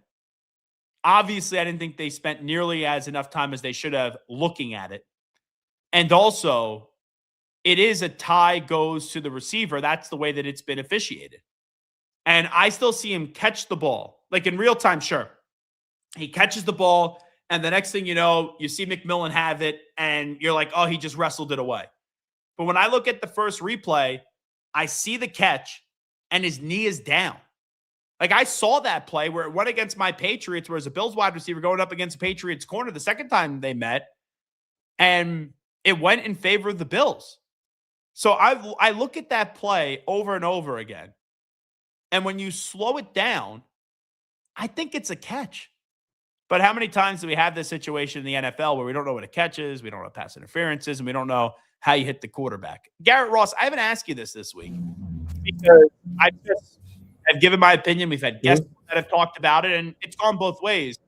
You watch a lot of football. Do you think that was a catch? I thought it was an interception. I did. I thought that when he grabbed it, I'll give it to you, that he did have possession and his knee was down. But I think, as the rules stated, you got to follow through with everything, right? It's to follow through on the ground. Yeah, exactly. And I think that when he's going to the ground, it does bobble, and that's when the interception happened. I'm also the same person who, and this is not because I'm a watch, like just straight up, I thought Dez didn't catch it. I didn't think Dez caught it. So take it for what you want to take it, but I thought that was an interception. It's funny that you bring it up that way with Dez. Mm-hmm. So we have obviously both been watching football for a long time. Right. And this is a $15 billion or whatever it is type of business. Isn't it crazy the simple things that the NFL can't get right? Like we could have a play like that. You've watched a ton of football. I respect your football acumen, right? I've obviously watched a lot of football. Mm-hmm. You can make a good, compelling point like you just did, that it's an interception. I can make a good, compelling point that it is a catch. Correct. And no one knows what it is. So that's ultimately why it got ruled an interception, because you see it one way, I see it one way. You got to stick with the call on the field, even though they don't always do that. Right. Like there's some loose, ambiguous ends there when things like that happen. But I just keep on watching. I'm like, hey, I think it's a catch, but we still don't we do this like all the time? We still don't know what a catch is in the NFL. It's wild to me. It should be a simple thing and no one knows what it is. No, it's ridiculous. And there's got to be something that, like, we've been doing this for too long right now, debating this, that they have to make a rule change and come out and make it simpler. But it's just frustrating as hell. But man, in this situation, I think it's one of those where I think they are right by saying they didn't spend enough time going back, because like you said, like how many people are out here having this debate that we're having? Like we saw two different things. Yeah. You've got to put in the effort, right? There's so much on the line right there. There's so much money. Like you can't just rush through it. And I think there's a logical debate, whether it's realistic or not, that they were trying to rush through to get to the other game. So, but that's another one of those things where, well, that's what I think it was. Get out over your skis, man. Like I don't understand it. I think they panicked. I think they were like, everything's got to be quick. We're in overtime. Even though the other game is on a different channel, we want everyone to go there. We don't want to delay that game or have these games going on simultaneously. We want one to the other. And in overtime, if that play happened in the third quarter, it's bare minimum a 5-minute review. Right. There's no doubt about it. I'm sitting there watching the game, and I'm like, they're not reviewing this? And I know all turnovers are automatically reviewed, but they got the okay that quickly on such a controversial play where the magnitude of the moment is literally win or lose, and they don't look at it longer. I think everything Brandon Cooks there, I don't have an issue with it. Like, hey, it wasn't a catch. They ruled it an interception. But he believes it was a catch. I believe it was a catch. I thought the play should have been reviewed longer. He said that. And he talked about when you slow it down, you see him with the ball in his hand and a knee on the ground. To me, that's a catch. But you could also then just say, and this isn't probably fair, but this is truthful too, Well, don't have your quarterback turn over the football so many times. Like I placed a phone call today. I think some people in the YouTube chat will get a kick out of this. Rob in Connecticut, who was a longtime caller of mine. And Rob, unfortunately, I'm not going to say unfortunately. Rob is blind. And Rob's a great dude. So Rob called me on my final show, and we were very emotional. He was crying. And Rob said to me, like on the air, like how much the show meant to him and Bart Winkler's show with Carlos of the K. And it was a very nice call. And I said to Rob on the air, I'm going to put you on hold. My producer at the time, Samter, he's going to take his little fingers out. And he was going to write down Rob's number. So I've had Rob's number. And I was going to wait to call him because I thought maybe we could be on a collision course, Bills and Patriots, and then I'd give him a call. So the Bills lose this week. I have an hour walk that I was doing in the city. And I said, let me call Rob in Connecticut, check up, see how he's doing, say hello, be a man of my word. And I want to talk to Rob. I've always enjoyed talking to Rob. So Rob, I call him, doesn't pick up right away. Then Rob called me back, and we had like a 40-minute conversation. And I was curious, a Bills fan, which Rob is, his take on the game. And Rob goes to me, hey, like everyone's saying in the Buffalo world that he's in that it was a catch. But he said the thing that he's kicking himself over the most, what the Bills did, is how with limited time, he didn't think the risk was worth the reward, where Josh Allen obviously had a turnover right before the end of the half. So we could sit here and we could debate catch or no catch. We could do that until the cows come home. And Garrett could think it's an interception, and I could think it's a catch. But if the quarterback, and this is the rare time, the rare instance where the Bills lose and it's on the quarterback in the postseason, the quarterback doesn't turn over the ball that much. Maybe we're not even in this spot where we're debating in overtime, was it a catch or was it an interception? I'm not saying that makes it right. I'm not. But it is another layer to this conversation. All righty, let's get one more from Brandon Cooks, and we'll spend a few minutes talking about the NFC Championship game. Here was Brandon Cooks finally on Good Morning Football talking about how he found out that Sean McDermott got fired. Then you find out that Sean McDermott's being let go. Tell us first, how did you find out, Brandon? Found out through the media. On social media? On social media. And what was your reaction? When my reaction was wow. Yeah. I mean, you talk about a great coach. You talk about a guy that he's been doing it at a high level for a long time, right? I think I know a little bit about some great coaches. I've been fortunate enough to play for some, and I put him in that category. The way he's a leader of man, the way that he approaches this game, what he's meant to me ever since I walked through that locker room. Got a lot of respect for him. It's definitely unfortunate. That's part of this game, right? But if he wants to coach, he's going to, obviously have a lot to choose from. So. I would think that Sean McDermott's going to be a head coach in this league again. Like, in theory, if Adam Gase, after Miami, got a second job, Sean McDermott is obviously and easily qualified, more than qualified, to get a head coaching job again. And a lot of people would like to go to the playoffs 8 out of the last 9 years. However, just because you get fired from one place doesn't mean you get that next opportunity. Like, something that never makes sense to me to this day. Brian Billick. Brian Billick, he won a Super Bowl with the Ravens and never got a head coaching job again. Like, that one, still to this day, never made any sense to me. And you look at someone like Brian Billick, who afterwards with Baltimore, he just wound up, he was an advisor to head coach and offensive analyst in 2022 at Arizona State. Like, how did this guy not become a head coach again? When he won a Super Bowl with the Ravens. It's just like one of those things where I'm like, that doesn't really make any sense to me. It really hasn't.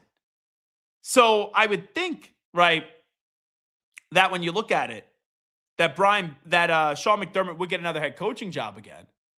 But it's not always given. And a guy like Brian Billick won a Super Bowl and couldn't get another head coaching job. Now, Jim Fossil, who unfortunately did pass away. I just want to double check this before I say it. But Jim Fossil he was someone that was a head coach with the Giants, and that was the first time that he was a head coach in the NFL. He was a head coach at Utah. He never got a head coaching job again. You know, he was an offensive consultant with the Ravens after getting to a Super Bowl, and then was the offensive coordinator with the Ravens. He was a head coach with the Las Vegas Locomotives, which, what is that, UFL, I think? Yeah, United Football League. So he never got an NFL coaching job again. So I would think Sean McDermott gets a head coaching job again, but it isn't a lock. It isn't a foregone conclusion. Now, the other thing about that is when you look at Sean McDermott with the Bills, I'm amazed by just the conversations in the last 24 hours. Like, don't get me wrong. It was not a great look for Terry Pegula yesterday, the owner of the Bills. He's trying to create this narrative that Brandon Beane didn't want to draft Keon Coleman, and this was all Sean McDermott. We've now known that is a lie. But outside of that, I didn't think it was this embarrassing press conference. I didn't like people. They're like, oh, bloody murder. Oh, it was horrible. The press conference yesterday. Like, it wasn't a great look, but I've seen worse press conferences.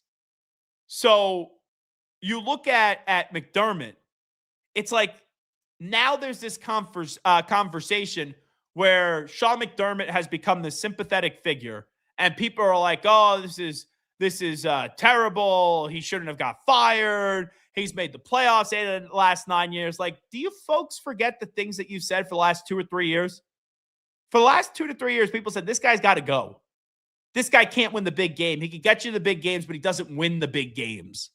Doesn't win when you need to in the playoffs. Like, we've had these conversations for the last 2 to 3 years, and now they get rid of him. And there's a petition online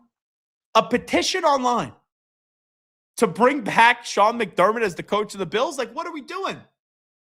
It was time for the Bills to move off of Sean McDermott. Sean McDermott did a really good job in Buffalo. Sean McDermott brought the Bills back. Sean McDermott brought the Bills back to relevancy. Like, that's what he did.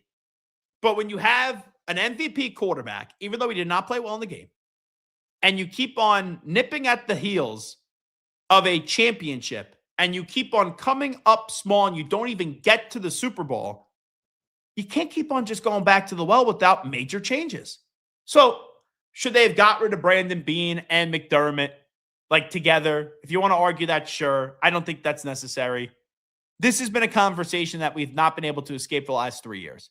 And it was, is this guy the right coach to continue to have with the Buffalo Bills? And his defense, for a defensive-minded head coach, has not been good enough. And I'm not saying it's all on him, but that was the big change that was going to be needed. And now we'll see who the Bills are going to hire. I saw that they interviewed Brian Daboll today. Don't expect to be Mike Tomlin. I think they should hire Bill Belichick, but I'm not expecting that. Jesse Minter, I saw, pulled his name out of consideration with the Cleveland Browns. And many people believe, and that's who I said was going to be the next coach of the Ravens. Many people believe that maybe it's going to be Jesse Minter with the Baltimore Ravens, but nothing's official there yet. All we know right now is Jeff Hafley is the coach of the Dolphins. Kevin Stefanski is the coach of the Falcons. John Harbaugh got introduced as the head football coach of the New York Giants. So, like, you've had some hires that have been made. And now it's going to be like, who's going to get the job in Baltimore? Who's going to get the job in Pittsburgh? Tennessee has hired Robert Saleh. But that Bills job, that's an interesting one because you're with Josh Allen. Like, out of the jobs left on the market, like, the Raiders is intriguing to me because they have Fernando Mendoza. But out of all the jobs that are on the market, like, the Steelers have such a great brand, but they don't have a quarterback.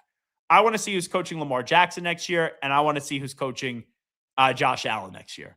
And those are two jobs that, you know, in Baltimore, it feels like it's Jesse Minter. That's what I would say. I would not be surprised if it is Brian Daboll in Buffalo.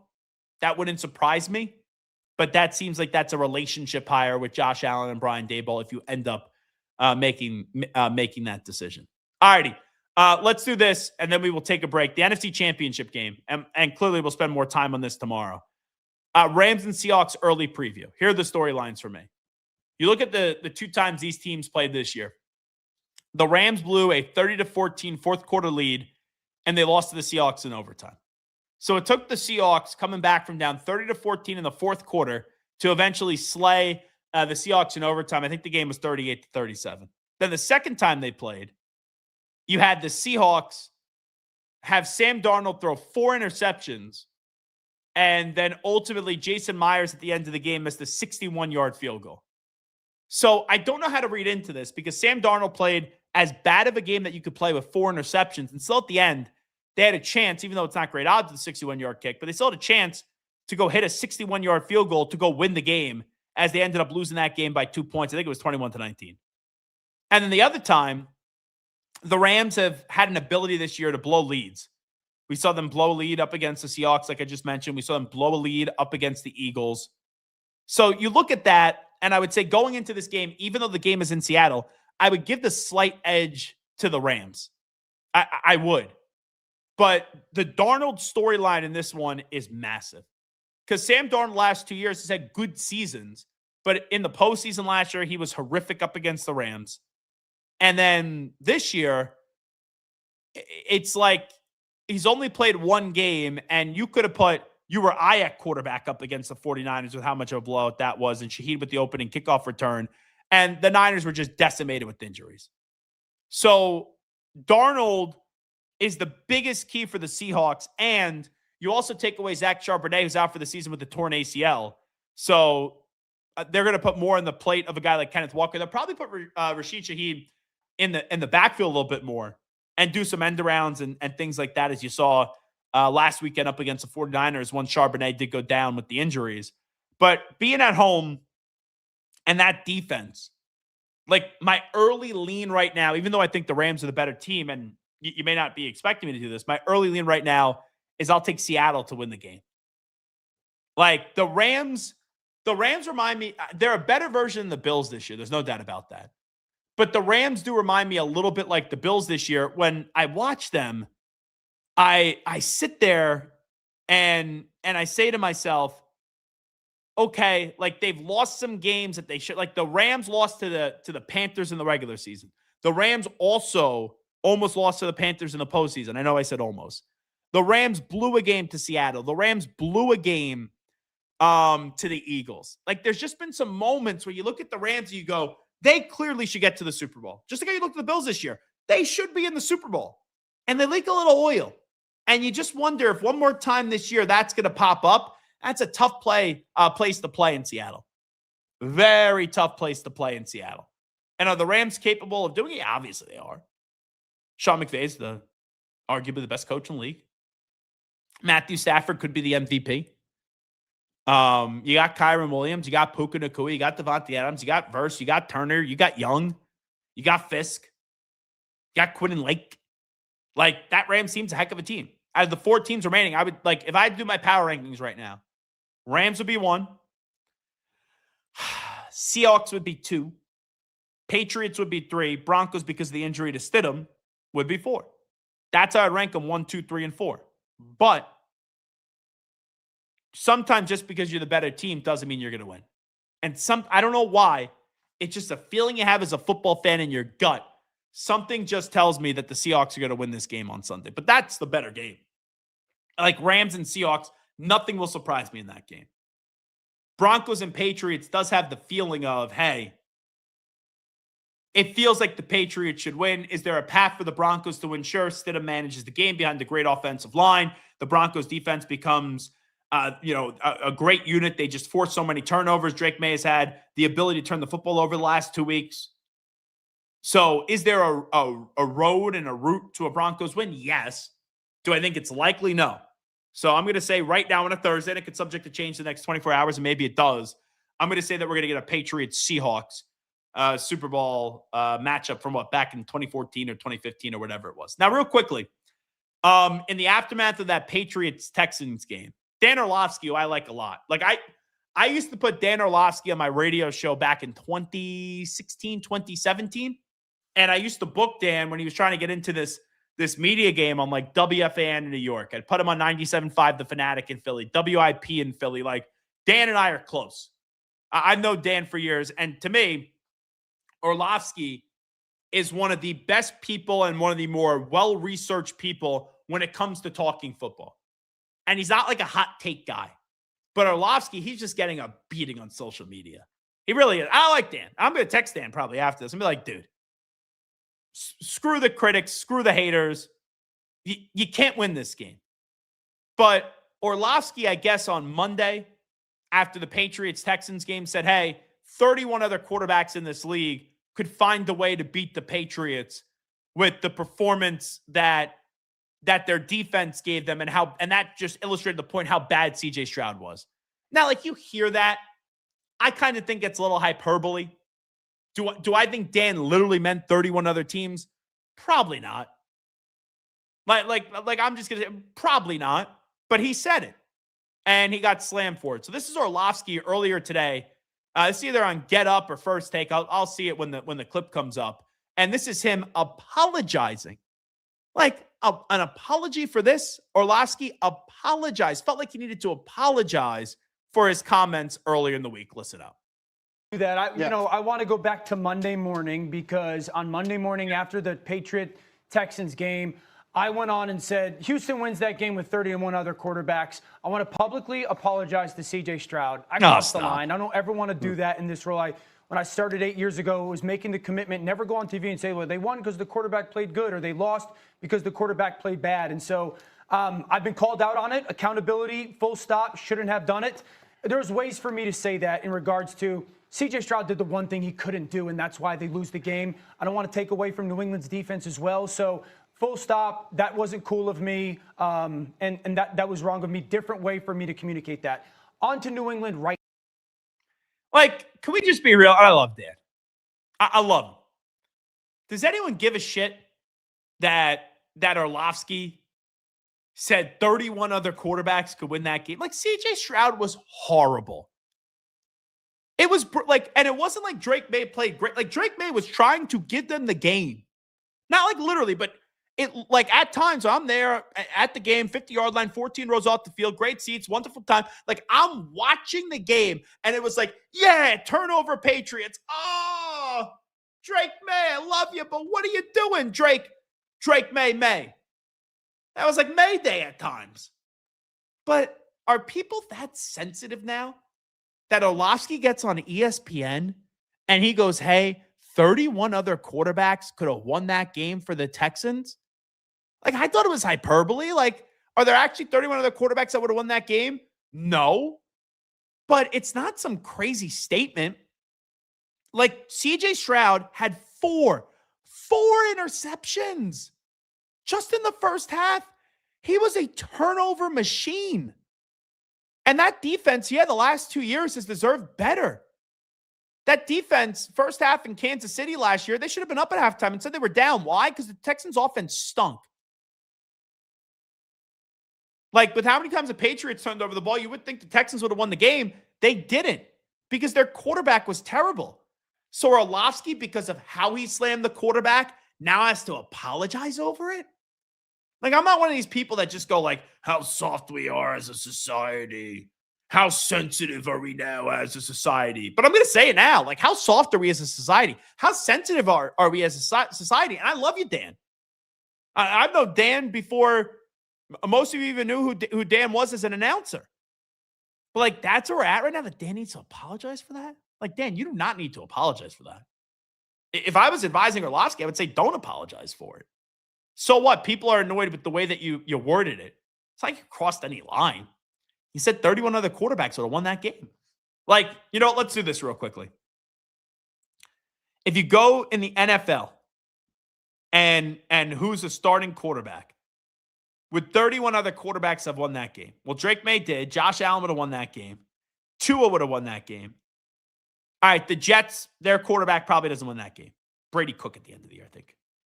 Rodgers wins that game. Lamar wins that game. Burrow wins that game. Does Shedeur Sanders win that game? Probably not. And I like Shedeur. Trevor Lawrence wins that game. Stroud obviously did not. The Colts at the end, like Phillip Rivers, probably doesn't win that game. Off the couch for 5 years. Does Cam Ward win? Like, I can't say that definitely. Does Bo Nix win that game? Yes. Does Herbert win that game? Yes. Does Mahomes win that game? Yes. Does Geno Smith? Probably no. So those are three just in the AFC. Hurts wins that game. Prescott wins that game. The backup quarterback for the Commanders, third string Johnson, probably doesn't win that game. Does Jackson Dart win that game? I think so. Does Caleb Williams win that game? Yes. Does Jordan Love win that game? Yes. Does J.J. McCarthy win that game? I can't say that. Does Jared Goff win that game? Yes. Does Bryce Young win that game? Yes. Does Baker Mayfield win that game? Yes. The Falcons quarterback situation, not confident they win that game. The Saints, I think Tyler Shuck wins that game. I do. Does Sam Darnold win that game? Yes. Does Matthew Stafford win that game? Yes. Does Brock Purdy win that game? Yes. Does the Cardinals win the game? Maybe not. Like maybe Kyler does win. That's 6 quarterbacks. And I think I was being benevolent there. So, because he said 31, and I need to trim off, 6 from that. That's what we're losing our mind over? Where he needs to apologize on ESPN? Come on, nonsense.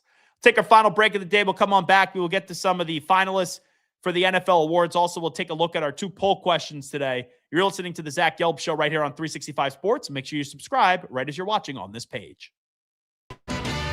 What I love most about playing basketball is the competition. I really just like being shifty, mastering hesitation moves, changing direction, building chemistry with new teammates. If you're not having fun while you're playing, there's no point in playing the game. You know what to do. Escape Basic. Pair of Thieves quick dry underwear. It wicks away sweat and helps keep you dry. You looking forward to fishing season? Overwhelmed by your inbox? Clean Email is here to help. Organize, clean, and manage your emails with powerful automation tools. Say goodbye to spam and clutter and enjoy a stress-free inbox. Try Clean Email today at cleanemail.com. I'm here to work out with you. We did not put this little cookie cutter program together. I'm in there with you, sweating, yelling, doing the damn thing. Transformed by Core Home Fitness. A secret, I travel internationally every year. I struggle with insomnia both at home and especially in hotels. This was life-changing. It's called Fly Kit. My favorite aspect of the Fly Kit is it tells you when to sleep.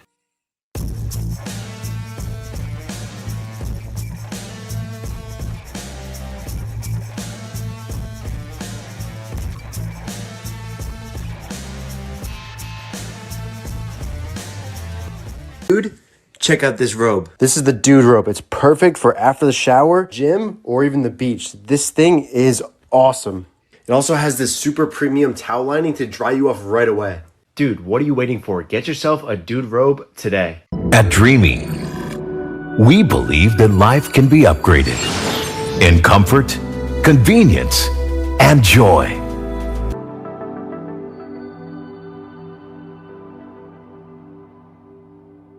He's live. He's nationwide.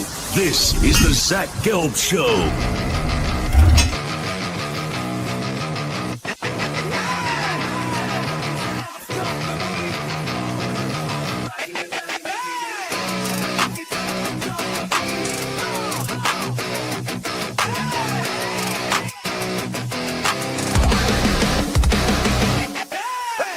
Here's your host, Zach Gelb.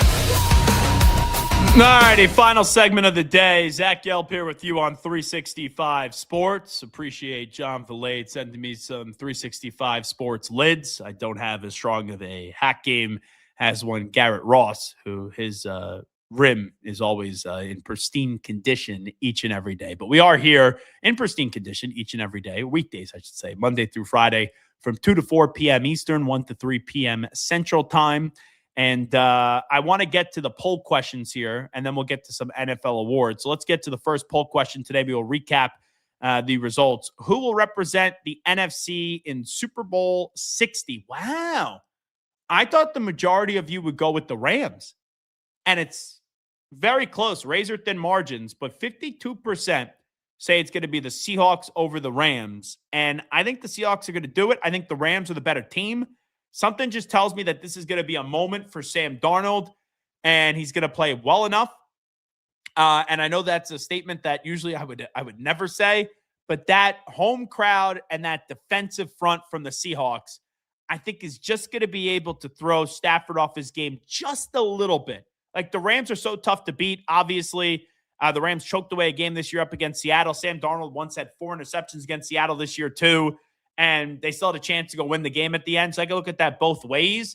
On paper, I think the Rams are the better team, but something just tells me when they put that ball down in the field and they kick that ball up in the air, that the Seahawks are just going to find a way to beat the Rams. And it could be like a 23, like if the Seahawks are going to win, I'm going to say it's like a 23-20, 24-20, 24-21, like type of slobber knocker probably in that game. So I'm going to take Seattle slightly. And then let's get to poll question number 2, and we will flip it to the AFC side. Who will represent the AFC in Super Bowl 60? Yeah, that's about right. I thought it'd be like 70-30, somewhere in that realm of possibilities. Patriots are at 65%, and the Broncos are at 35%. And I think the difference there is going to be the Jarrett Stidham factor, because sure, you look at the Broncos, is Sean Payton arguably a Hall of Fame coach? Yes. Is that defense led by Benito and Surtain and Allen? Is it one of the best defensive units in this league? Yes. Do the Broncos have a really good offensive line? Yes. Can Stidham manage the game, and can the Broncos win like 17-13, 17-14, 16-9, something like that? Yes, the Broncos can. But I look at the Patriots defense, they're damn good too. They got a bunch of dogs. Christian Barmore, Milton Williams, Carlton Davis, Robert Spillane, Gonzo, Christian Gonzalez, Jalen Hawkins, who's been making plays, Marcus Jones, who's been making plays. So I trust that Patriots defense to stop the run, which they've been elite at, and then force Stidham to throw. And if Stidham beats you, tip your cap to him. Heck of a job right there. As I haven't combed my hair today, so my hair then goes everywhere when I take the cap off. And, it's just, hey, he got the best of you. But I trust Drake May, even though Drake May has not played up to his standard the last 2 weeks. And I think Drake May is going to get the Patriots a victory. And then San Francisco, the Patriots will be in the Super Bowl, in my estimation. Now, programming note here, assuming that the weather does cooperate, because you never know with this, 365 Sports is going to be at the Super Bowl this year. So Smokey and crew, I think they're going to be out there doing their show, which comes right on after us.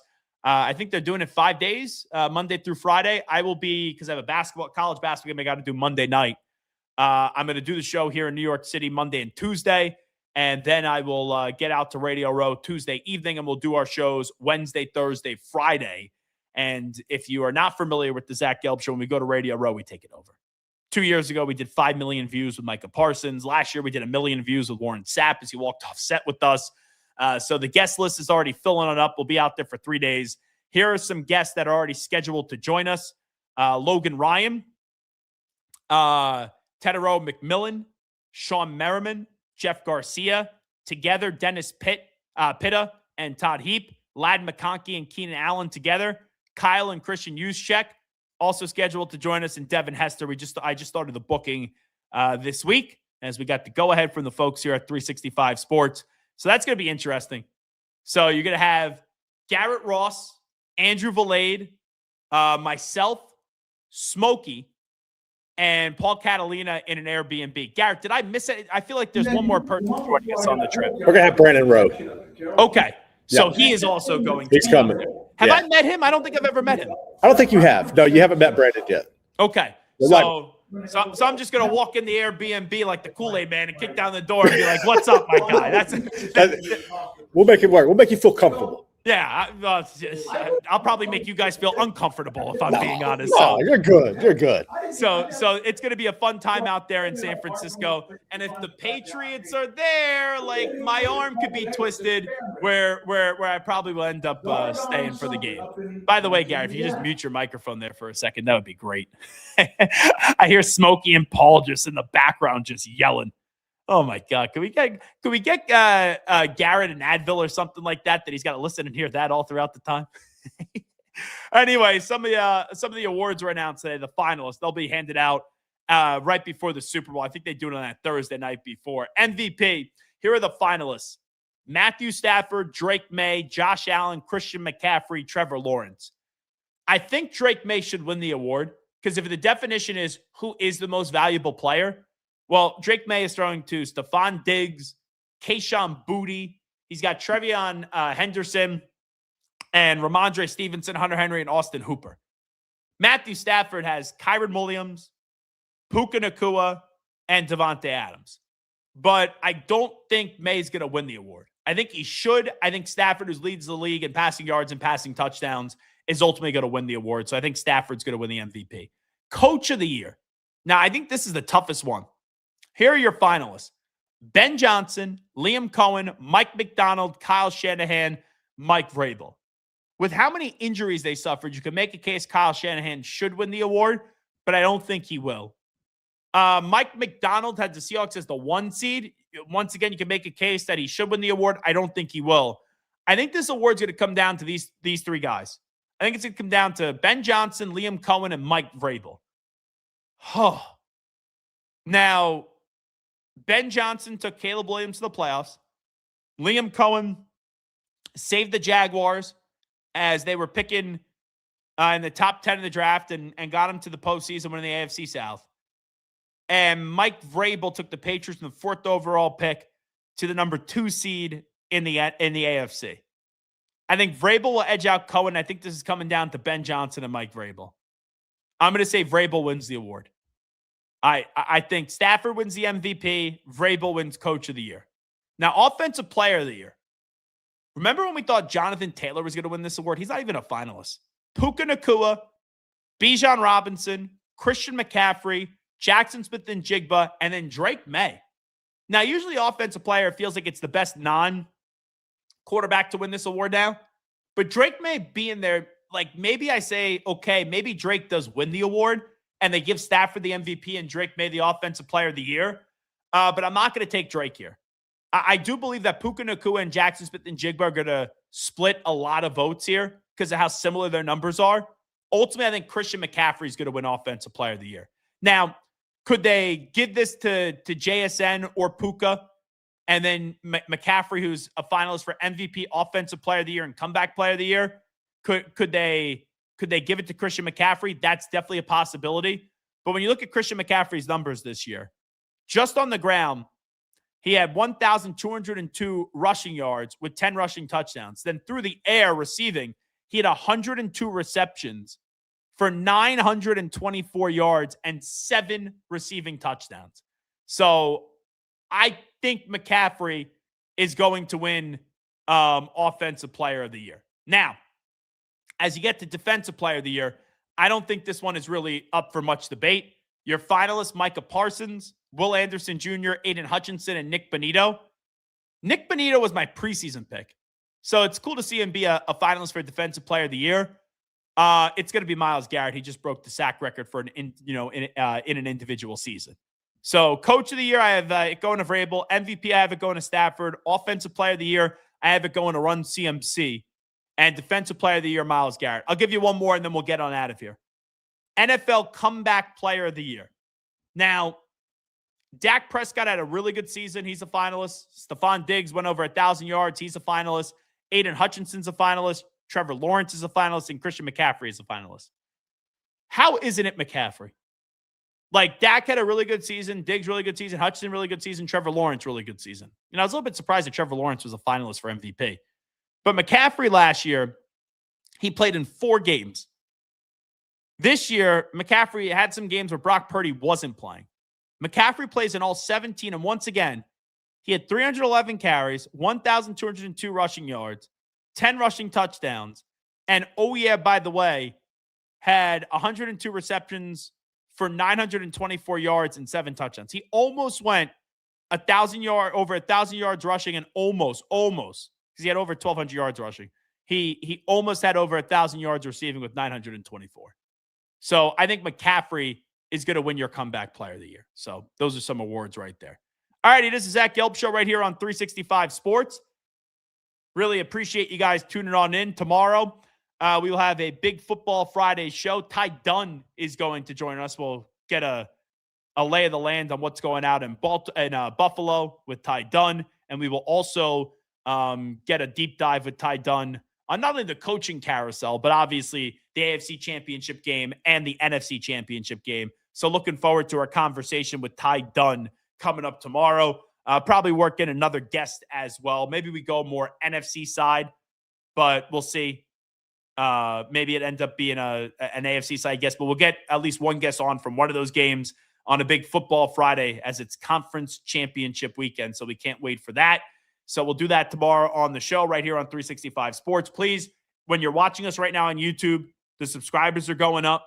Just make sure if you don't, because a lot of times you watch something and you don't subscribe, please, really appreciate it if you would subscribe as we continue to grow this channel on 365 Sports. Over 71,000 subscribers. That's a testament to the folks at Rogue Media and also the 365 Sports family with Smokey and Paul and all the great people behind the scenes. But we want to keep on growing this and making those subscribers go up and up and up. So make sure that you do subscribe. And you can always follow me on Twitter and Instagram if you want to interact with me personally at Zach Gelb. That's ZACHGELB. And you can also get me on TikTok at The Zach Gelb Show. Garrett Ross, big thank you. Big thank you to each and every one of you for tuning on in and watching our program. The Zach Gelb Show will continue tomorrow right at 1 to 3 p.m. Central, 2 to 4 p.m. Eastern time as we're live Monday through Friday right here on 365 Sports. We out. Bye-bye. Peace.